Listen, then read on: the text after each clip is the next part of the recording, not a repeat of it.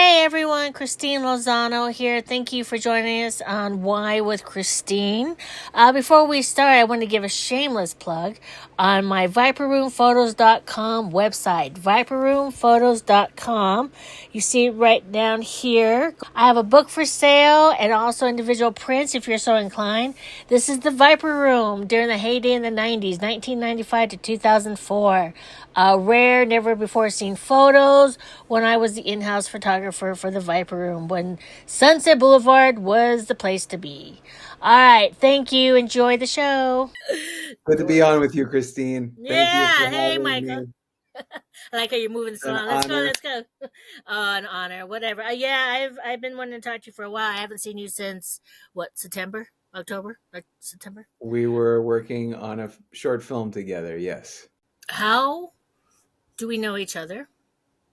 Like hmm how long have we known each other? So I always that question with the people, and I believe it was 2006, No, I think we must. 2008. No, I think we must have met in around about 2003.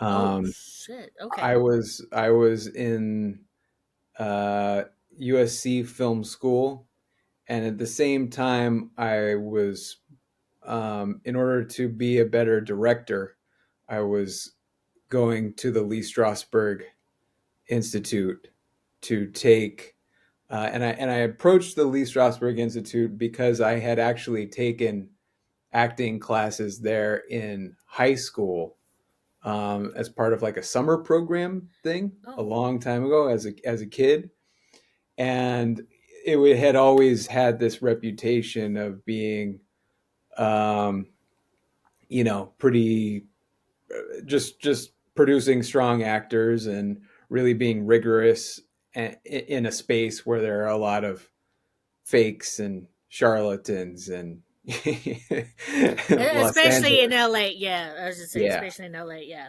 And so, in being in film school, I kind of ran into this uh, sort of barrier that USC wanted to teach you a lot of things about filmmaking, but they didn't want to teach much about acting and working with actors and what it is to actually like communicate, um, and have the tools to get different types of performances or Mm-hmm. get different types of emotional beats or figure out how to craft a performance or change or develop a character or all of that. And so I went, um, and yeah, so in pursuit of that, I went to Strasbourg and I was like, hey, I'm trying to be a director. Do you have Oh, anything where they could kind of work with that? And they were just like, you should take an acting class and just do it as an actor would. mm-hmm. Um, and I was kind of hesitant about that at first, but then, um, we ended up in the class with Mark Marno. I Can think you hear me? he Because you're he came freezing. from, um, doing Edward Albee and the theater and had had a real strong lot of strong opinions about how to work as an actor and how to get great performances.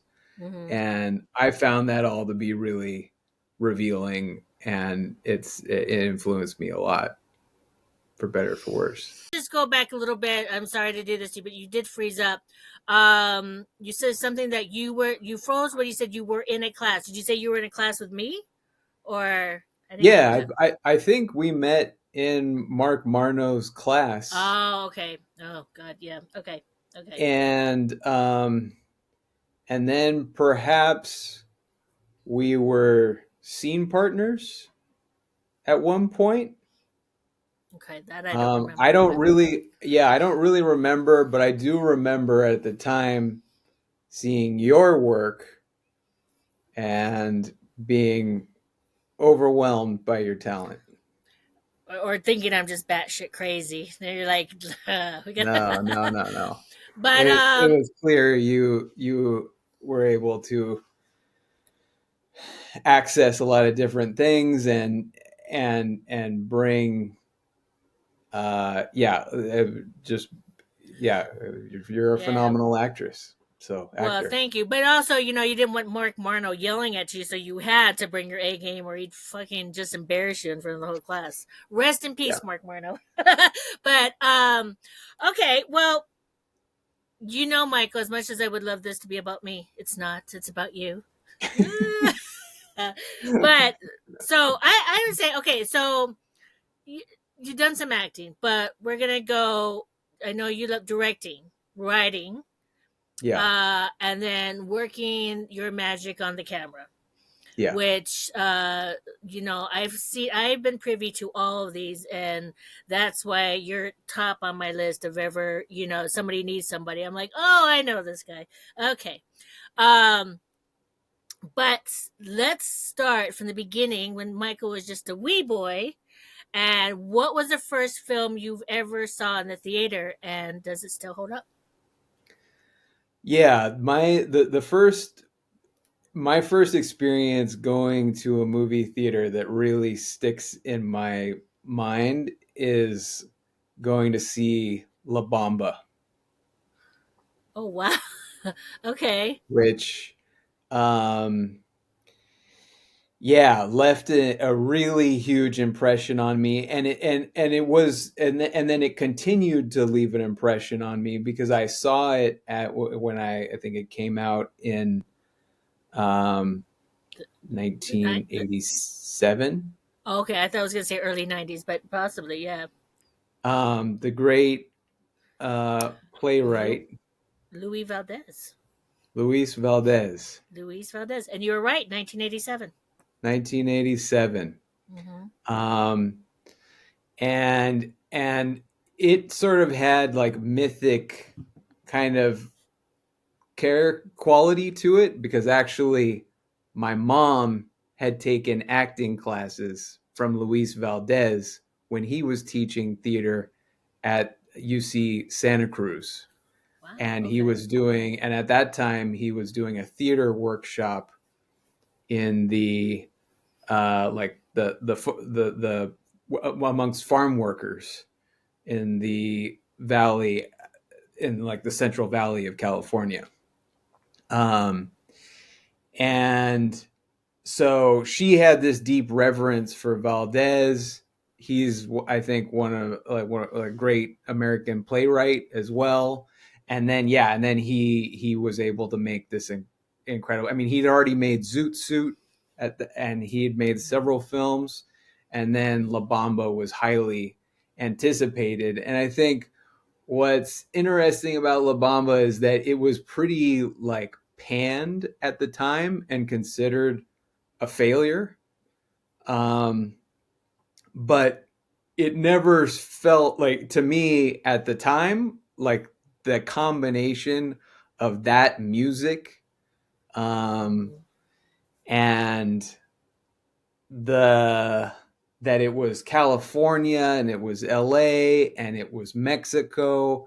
My family has a whole relationship with with Tijuana and Baja and Mexico. Like it just was all of our culture and yeah, and just I think I just was so attracted to the music um Mm-hmm. that as a kid, yeah, like it was then my first I think cassette tape that I Mm-hmm. ever owned was the La Bamba soundtrack, and then that soundtrack became kind of like the soundtrack to my life in a way. Right. I Um, gotta listen to it, and it's been a minute since I've seen it. Do you think? I mean, have you seen it in a while? Do you think it still holds up? I I mean, it's yeah, it's a I cultural I phenomenon. actually in I recently moved into a new place, and I got a little like screen set up with a janky projector, and it was the first thing that I watched in my new home on my new little Nice, projector setup. nice, nice, nice. And Okay. I guess yeah, I mean I think there are a lot of movies from that era, the 80s, that do not hold up. I think it kind of does. I think it does hold up because I think it it is telling a story. It's telling a story about, like, you know, the American rock and roll fame story that we've seen a million times, but he tells it in the context of these two brothers Hmm. and the immigrant experience, and that kind of grounds that story in a way that I think renders it timeless, and holds up in ways that others. I mean, I think yes, there are moments that are perhaps, yeah, Cut. that might, but overall, to me, I think it's still incredible and something that makes Luis Valdez and all the actors in it like Hmm. heroes of mine. But Esai Morales, I mean, he's been in Marvel He's movies uh, lately. he's similar. Yeah, He's had a real comeback, and wow, does he still look good? yeah, he does. Yeah, yeah, he does. Yeah, He is a you good know, looking man. yeah, he He didn't was a good age. looking Yeah, man then, and he's really good looking now. he's the And kind that gets better looking as he gets older. Yeah. whatever he's doing, I want in. I want in on that. What's your diet like, sir? So okay, so now going to that, and that's interesting how you say it influenced you. So it influenced you. You got into the entertainment business or whatever. I know your family's very artistic, so there was no sort of question in your mind that you were going to be an artist, right? I mean, you're not going to be like, oh, I'm going to sit behind a desk. Was that early Actually, on, or? actually, yeah, no, I mean, both my parents were scientists. To me, yeah, there were, and having grown up in Los Angeles, I was under no illusions at any time about that the entertainment industry was glamorous. It was always made very clear to me, and I could see it in terms of, like, the parents of kids that I went to school with or whatever, that I always knew that Hollywood and the entertainment industry was a vicious place built on exploitation, built on, yeah, nothing meritocratic. It was, yeah, it was always like a place for producers to do bad things and Yeah, for horrible choices to be made and people to be exploited. yeah, And so I I did not actually, for a long time, even though as a kid I knew that I wanted to make movies. As a teenager, I was like, oh man, I'm just like, I don't want to do that. Like, I'm just like, I'm going to sign up to go through the meat grinder and just get destroyed in this town that I don't really, you know, that I yeah, at that time I just didn't, it had no appeal to me. It was a place of fake charlatans and mm-hmm, exploitative producers just mm-hmm. feeding on each other, and that nothing good could come out of that. But yeah, but I think the When did you for first pick me, up a? When did you first pick up a camera? When did you? Because you're so, ever since I've known you, you're never sort of the guy in the center. Like, you're always sort of the one just observing everyone. So, you didn't be like, oh, okay, the Jim Carrey, but you're always sort of the more the contemplative one. That's the kind of word I want to use for you. When did it hit you? When did you pick up your first camera, or when did you start writing, or when did all that start yeah, no, happening? I mean, I made my first, like, I started playing with a camera that my dad somehow pulled from, he taught at USC, and got a hold of this really big VHS camera where, like, the battery was like its own Mm-hmm. thing that I could barely pick up. and then the recorder was its own thing, and at that time you had the camera operator, and you were then cabled to another person who was holding this like 25-pound battery and this 25-pound tape deck recorder thing that had to go behind you, or you were just on sticks. And so like and so yeah, like that whole system, I was yeah, I he brought that home when I was about 9. Okay. And then I started messing around with it, and I was like, whoa, this is quite something, these like uh, huge batteries you had to slot in, and this like zoom, it's like kind of it was a professional camera, I guess. So I started experimenting with that. Then there was like a high 8 camera that maybe my sister got, uh, and I made like my first like documentary in 5th grade, what? about recycling. That's awesome. Oh And my God, that's so so awesome. yeah, so Yes, and like I then believe and that. then it's Yes. just kind of gone. Yeah. Yeah. Yeah. And then shortly after that, my sister started at the film school at USC.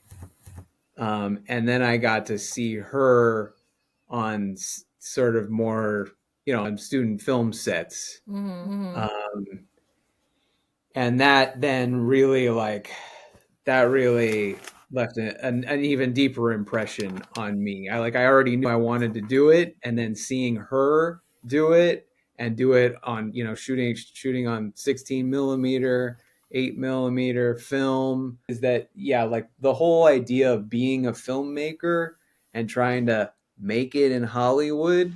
Like I was like, no, like I'm not gonna go through that. Like that's just for idiots. And so I actually entered uh, college trying to be an engineer. There was just the deeper issue of that I was not going after what was my dream. And so eventually I had to come around to that, and then it took me another 2 years to get into the film school at USC.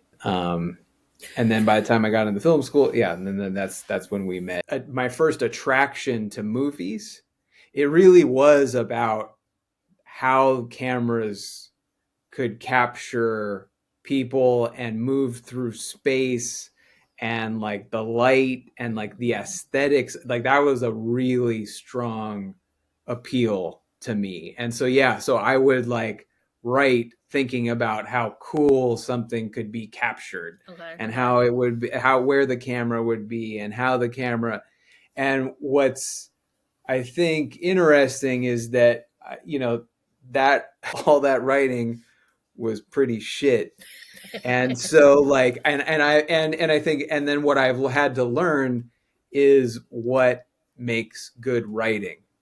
And it's not thinking about, oh, how cool this shot is going to be, but it's really what's going on in this story, what's going on with these characters, what are they up against, and how is this like creating a deep emotional impact.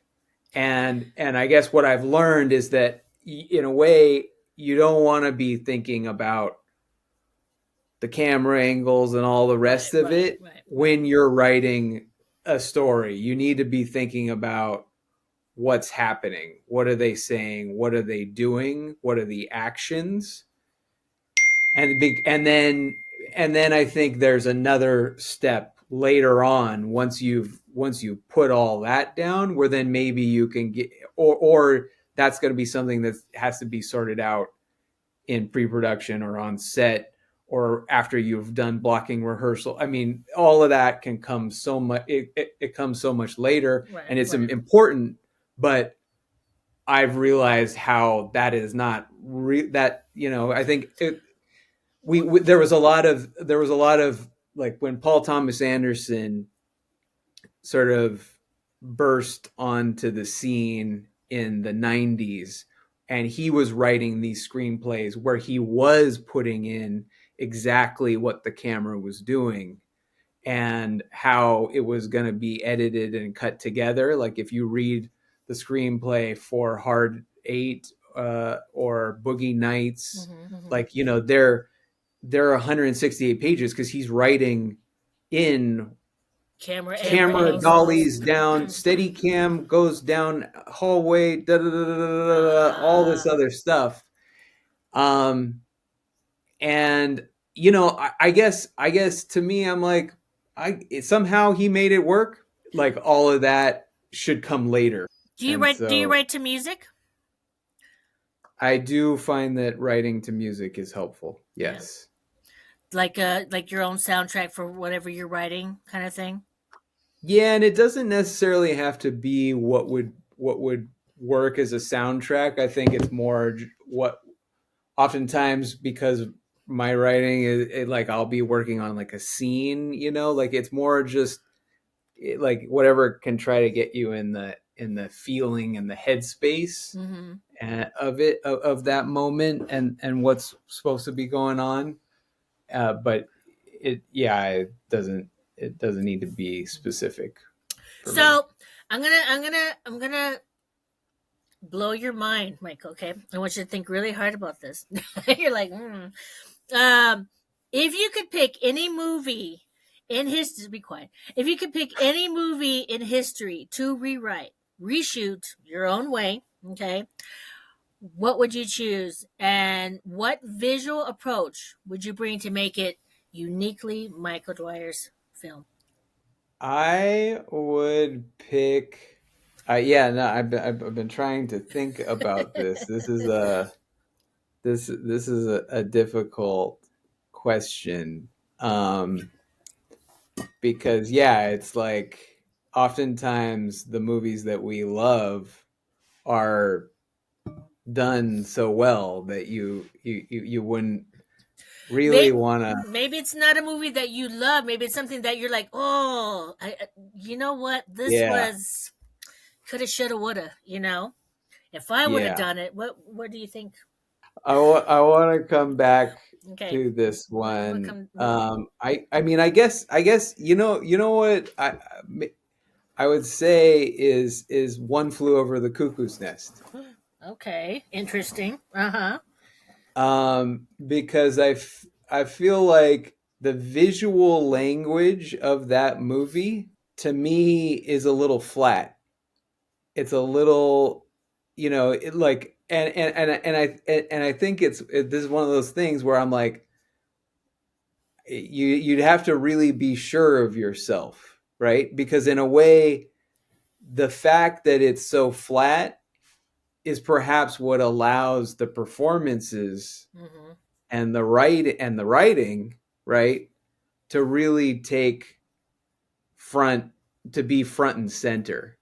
Mm-hmm. But I guess to me, there's I know that they had to make that movie relatively quickly, and on not a lot of, I think it was Michael. I mean, I remember sort of rough history around the making of that movie, but I know that it was they didn't they were squeezed, and I Mm-hmm. think you can kind of feel that in the visual language of it, and I think just how the technology of that time and what it would have required to have you know Do you have different. a signature Michael move? I mean, when you're filming something, not writing, but when you're filming something, do you like the long takes? Do you like short? Close ups, cowboys? I mean, what do you have Yeah, something that people will be like, oh, it's a Michael film? Like, I mean, it's Dwyer. yeah. um I would hope that the right kind of push in is kind of part of, but in a way that that's so done by everybody. I know that when people see my work, they often can tell that it's mine. Okay. But I've never really diagnosed why that what that is about. Is it like the But color? I mean, I've seen a couple of your I things. think I yeah usually I think that's more about the lighting, the Mm-hmm, color, and the composition mm-hmm, than the camera movement. I mean, I think it's more lighting, color, mm-hmm. Yeah, composition. because I Um, yeah. ju- and I would say that's mainly because for the majority of my career, I just haven't been able to either because of my skill level or the scope of my productions.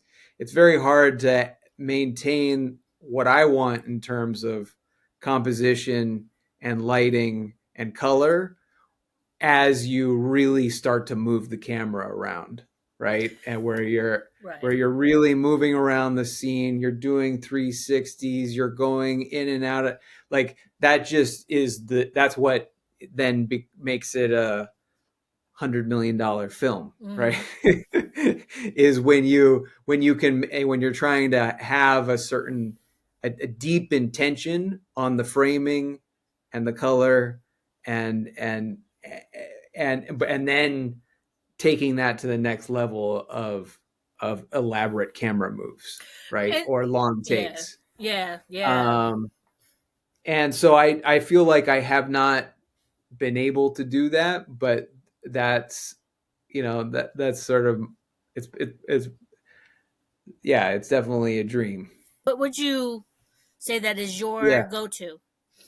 Crime thriller is what I'm. Really? Okay. I mean, Okay. that's what my first feature was. Okay. I mean, it's a border thriller, but I'd say in the crime thriller genre, Uh-huh. and and I think that's where I want to continue to work, and that's where the movie that I'm writing right now, it's in that same world. Does calling yourself a cinematographer feel more tied to the artistry of the camera, Mm. while DOP suggests a bigger role in steering the whole production's visual identity?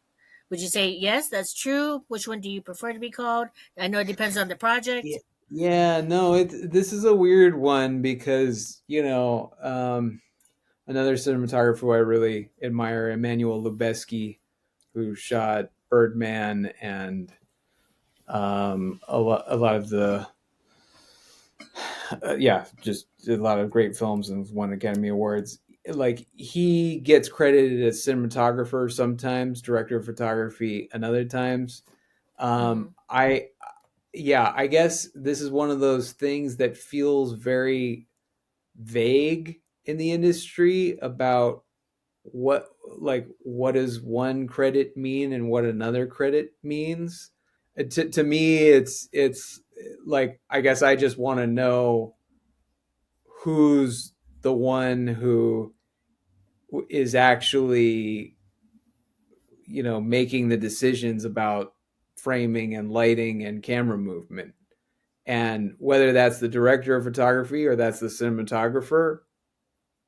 Like I don't know. I mean I know that to me it's sort of like there's the main credit person who's ideally that's what they're doing, whether it's the cinematographer or director of photography, and then there can be a lot of additional cinematographers who are helping out in that effort and trying to maintain a consistency of that vision.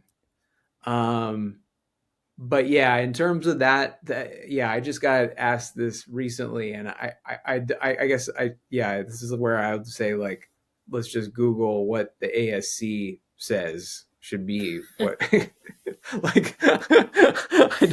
What do you really want to say, Michael? You're like, I don't but care. but like I don't care, and I think the funny thing is that like when you have Robert Elswit, um, Robert Richardson, Emmanuel Lubezki, getting credited both sometimes as director of photography and sometimes as cinematographer, and they're doing the same work across all their movies. Okay. See, because I thought it was like one is in charge, one is sort of like they say who's the real director, the DOP, But Yeah. or the cinematographer is an early it's a earlier name. That's the first name, right? Wasn't that it was used way before DOP? I mean, Yeah, I knew the history on this at one time, and back I in the don't 30s or remember. Like, something. this is just one of those, like, So you blocked it out even then in class. You're like, oh fuck, never mind. yeah, it's just to me, it's another one of these like What? inane posturing things where that changes over time for reasons that are, we can be told, and they may be true, may not be true, or it's part of just the politics Mm-hmm. that and jockeying that goes on behind the scenes, which at the end of the day, like, I just don't think anybody really gives a shit about. Nobody cares. Nobody cares. Yeah. Nobody All cares. right. It, Tell me. nobody looks at the credits of a movie and is like, oh, you were the associate producer, not the line producer. Right. I Well. know what that means. Like, nobody cares. Mm. Uh, like, it's like, True. Yeah. It's just I another. just like, you were a cinematographer, not a director of photography. Like, well, Okay, like, my God. did you shoot the movie? Like, who shot the movie? Who shot it? Passionate Was it outrage. Christine or was it Pa- Michael? Who shot the passion. movie? Who shot the fucking film? Passionate outrage by Michael Dwyer. Okay, let's move on. I don't want you're gonna throw something at your screen. You're gonna slam your computer down. All right. This will be a look. I'm gonna use a word that doesn't exist. This is gonna be a funner question. Okay, if you could Okay. collaborate with any writer, see, I gave you a writing question now. Any writer, living Yep. or dead, on a project, who would it be? And write what kind of story would you guys write together? My one of my biggest heroes is John Sayles. He's still living. He directed Lone Star. Okay. He directed Men with Guns. He's directed um, The Secret of Rona Nish. He's done he has a whole catalog of very different, very each incredible in their own way movies, and he's like a true independent filmmaker. And he's really like, when I think about like whose career do I want to emulate, who do I want to be like, he's the one. He's the original Eight like man out. American 8 man. independent Yeah, right. director, right?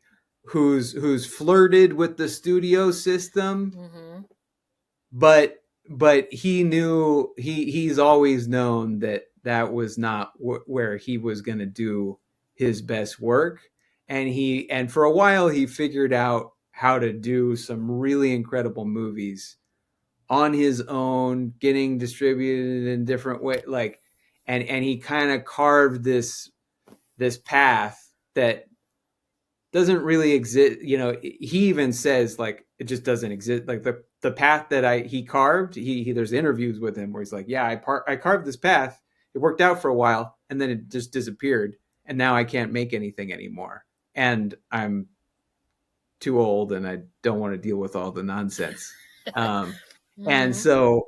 so he's just so yeah, and the last that I heard from, or last I saw of him, and I was trying to go to a panel that he was doing at Vidiot's, but then the fires in LA happened and they canceled the panel. So, Oh man. Okay. Well, but it says he's 74, so he's yeah, you yeah, know. but yeah, I mean, I guess my big dream is that I could get his feedback on on a project or collaborate with him in some way and gain from his deep knowledge and expertise. That would be like I would be quaking in my boots. What? That's have, amazing. Look, I'm looking at this have guy. to, I mean, you go. It's got 8 Men Out, and then he also did Piranha. You know, I mean, come on, that's I mean, the guy's amazing. worked in every genre. Yeah, I'm looking at His that. his heart is in it in all these different ways. He just you can oh, That's and amazing. yeah, like it's yeah, I think it's sad because I guess I wish that there could be more filmmakers like John Sayles, right? And that we could have people doing really different things and making things that are pushing the envelope in different ways. And that's not what people that's just not what the Yeah, business is now. Yeah, wants or tries to. Yeah, and I get it. It's unreliable. It's risky. It's it, but like I think it's a real shame because I think that we would, as a culture, be a lot better off if there was a lot more filmmakers who have careers like John Sayles. mm-hmm. Um, This yeah. I never. I mean, obviously I know his movies, but I've never even seen him. So this is good. See, this is why we do this, is so people are gonna be like, oh, he hasn't done anything since like 1996, man. When do you want to when do you gonna start filming your thing? My next project, my next feature project, I have no idea. Um, When am I getting the call, Michael? When am I getting this I call? that's what I'm asking. I mean, yeah, I guess I'm very hopeful. I I feel very excited about it.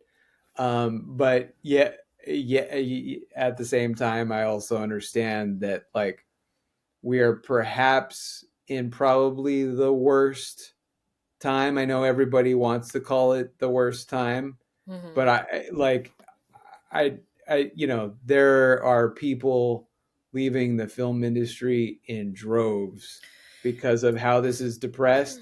And we've never had a film industry completely taken over by tech and venture capitalist Yeah, forces yeah, that could care less yeah. about Well, just what fucking making a movie is or means or the value of it yeah, or just know about it. We have people making decisions about the financial aspects of what we do who are just coming from such a very different place, and we're seeing how it's destroying a whole yeah, just an yeah. enormous amount of That's why craft you people's got to keep lives. making independent film. I mean, regardless, studios basically are just IPs now.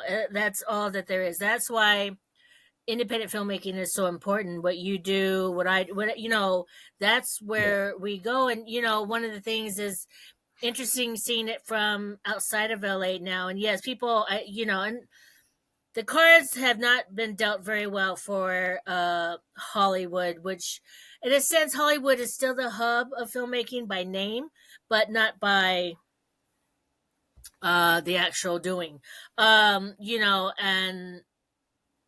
but I think doing independent film wherever you're at, yeah, whether it be LA no, or something, I look, I'm trying to figure out the whole process out here in El Paso, and El Paso's got some hungry people, but Texas is also trying to get the incentives to hire and everything, but the landscape in El Paso, one of the things when I was casting the film, and I was doing everything over the computer for Sidra, was, I remember Ed saying, I want desert and mountains. And I'm like looking out the window, going, it's right here, And Yeah. what we used, or what we end up using, was, you could have just, and I understand that you want to film it in LA, and I guess it's good to keep that, filmmaking in LA. But No, but I guess to me, I think there could be something very good about this like LA hub breaking apart. And to me, I think there's deep value in that stories should be coming from everywhere. mm, And and I think that there can be something really great about filmmakers having access and developing their craft eh, in every part of the globe.